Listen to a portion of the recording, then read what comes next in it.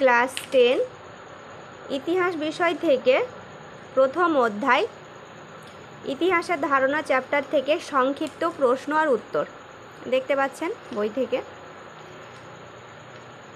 প্রথম প্রশ্ন হচ্ছে, আধুনিক ভারতের ইতিহাস রচনার প্রধান উপাদানগুলি কী?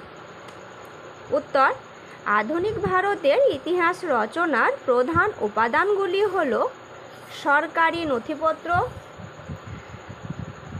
আত্মজীবনী ও স্মৃতিকথা, ব্যক্তিগত চিঠিপত্র, 4 হচ্ছে সাময়িকপত্র ও সংবাদপত্র। পরের প্রশ্ন,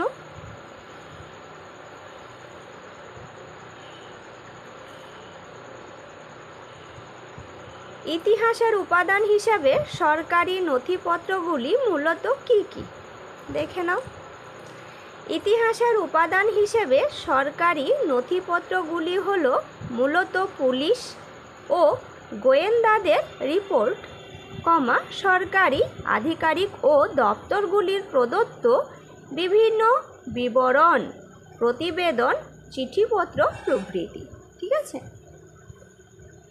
এরপরে আমরা এই পেজ থেকে বাছাই কিছু প্রশ্ন আর উত্তর দেখে নিব।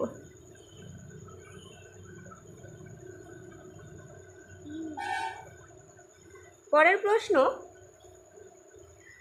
সরকারি নথিপত্র বলতে কী বোঝায়? দেখে নিব। বিভিন্ন সরকারি কর্মচারী, সেনাপতি, সরকারের ঘনিষ্ঠ ব্যক্তিরা সমকালীন বিভিন্ন প্রত্যক্ষ ঘটনা সম্পর্কে যে তথ্যাদি লিখে গিয়েছেন সেসব সরকারি নথিপত্রের বিবরণ নামে পরিচিত।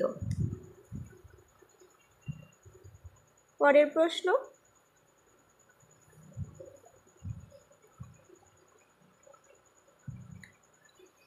ইতিহাসের উপাদান হিসেবে সরকারি নথিপত্র কেন গুরুত্বপূর্ণ? দেখে নাও উত্তর। ইতিহাসের উপাদান হিসেবে সরকারি নথিপত্রের বিশেষ গুরুত্ব রয়েছে, কারণ 1. সরকারি নথিপত্র পাঠ, পুনঃপাঠ ও বিশ্লেষণের মধ্যে দিয়ে সমসাময়িক নানা ঘটনার পিছনে সরকারের ভূমিকা ও মনোভাব স্পষ্টভাবে জানা যায়। 2. আধুনিক ভারতের ইতিহাস পর্যালোচনায় ঔপনিবেশিক শাসকের দৃষ্টিকোণ থেকে ভারতের ইতিহাসের বিভিন্ন ঘটনার চর্চা সম্ভব হয়। পরের কোশ্চেনে আমরা চলে যাব। আমরা কিন্তু এই ভিডিওর মধ্যে শুধুমাত্র ইম্পর্টেন্ট কিছু প্রশ্নের উত্তর দেখে নিব, সমস্ত ডিটেলস দেখছি না। পরের কোশ্চেনটা দেখে নাও।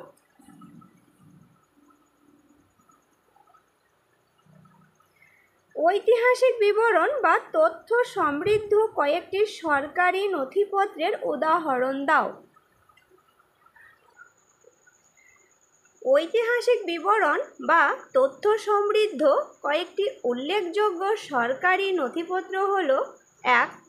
ফরেস্ট রচিত history of the Indian mutiny. 2. Sir Syed Ahmad Khan রচিত the causes of Indian revolt. 3. কার্জনের স্বরাষ্ট্র সচিব রিজলে রচিত ব্যক্তিগত দিনলিপি। 4. কে লেপেল গ্রিফিন রচিত বিবরণ প্রভৃতি। ঠিক আছে, পরের কোয়েশ্চেনে চলে যাব। ভেরি ইম্পর্টেন্ট কিন্তু এই প্রশ্নের উত্তরটি।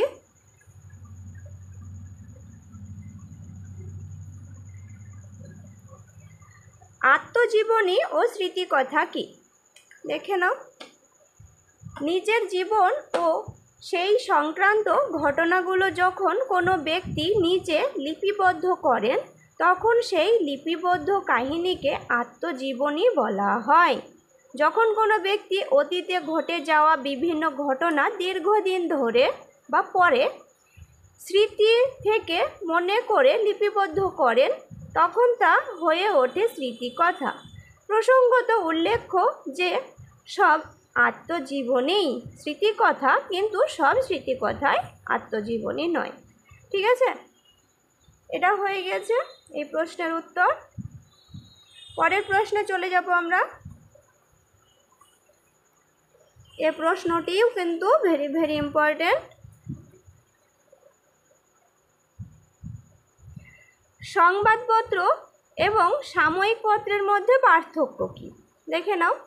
সংবাদপত্র ও সাময়িক পত্রের মধ্যে প্রধান পার্থক্য হলো: 1. সাধারণত সংবাদপত্র প্রতিদিন প্রকাশিত হয়, কিন্তু সাময়িক পত্র একটি নির্দিষ্ট সময় অন্তর প্রকাশিত হয়। 2. সংবাদপত্রের মুদ্রণে রোজকার খবরাখবর গুরুত্ব পায়।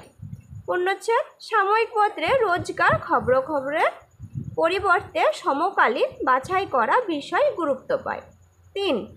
সংবাদপত্রের পৃষ্ঠা আকারে বড় হয় এবং সেগুলো বাঁধানো থাকে না।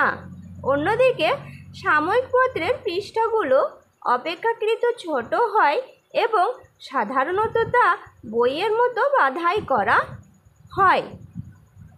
এটা হয়ে গেছে এই প্রশ্নের উত্তর। পরের প্রশ্নে চলে যাব। বেঙ্গল গেজেট কে কবে প্রকাশ করেন? ভেরি ভেরি ইম্পর্টেন্ট একটা প্রশ্ন, এবং তার উত্তর দেখে নাও। বেঙ্গল গেজেট নামে সাপ্তাহিক ইংরেজি সংবাদপত্রটি জেমস অগাস্টাস হিকি 1780 খ্রিস্টাব্দে কলকাতা থেকে প্রকাশ করেন। পরের প্রশ্ন, বঙ্গদর্শন পত্রিকা থেকে সমকালীন ভারতের ইতিহাস রচনার কী ধরনের তথ্য পাওয়া যায়? দেখে নাও। বঙ্গদর্শন পত্রিকা থেকে সমকালীন ভারতের ইতিহাস রচনার জন্য বাংলায় ব্রিটিশদের শাসন ও শোষণ, জমিদারদের শোষণ অত্যাচার, তৎকালীন রাজনৈতিক ও সামাজিক পরিস্থিতি, সাধারণ মানুষের অবস্থা প্রভৃতি বিষয়ে বিভিন্ন তথ্য পাওয়া যায়। পরের প্রশ্ন, সোম প্রকাশ পত্রিকায় নারীদের সম্পর্কে কী ধরনের সংবাদ প্রকাশিত হতো? দেখে নাও। সোম প্রকাশ পত্রিকায় বাল্যবিবাহ, কৌলীন্য প্রথা প্রভৃতির বিরুদ্ধে এবং নারী শিক্ষা, বিধবা বিবাহ প্রভৃতির পক্ষে সংবাদ পরিবেশন করা হতো। এভাবে নারী সমাজের উন্নতির পক্ষে জনমত গঠনে সোম প্রকাশ পত্রিকা গুরুত্বপূর্ণ ভূমিকা নিয়েছিল। তো আজকে আমাদের এতগুলো প্রশ্ন উত্তর এই চ্যাপ্টারটি থেকে। যদি আমার এই চ্যানেলের ভিডিওগুলো আপনাদের ভালো লাগে তো অতি অবশ্যই আমার চ্যানেলটিকে সাবস্ক্রাইব করে নেবেন। সেই সঙ্গে একটি লাইক, কমেন্ট আর বন্ধুদের সঙ্গে শেয়ার করে নিতে ভুলবেন না। ধন্যবাদ আমার ভিডিও দেখার জন্য।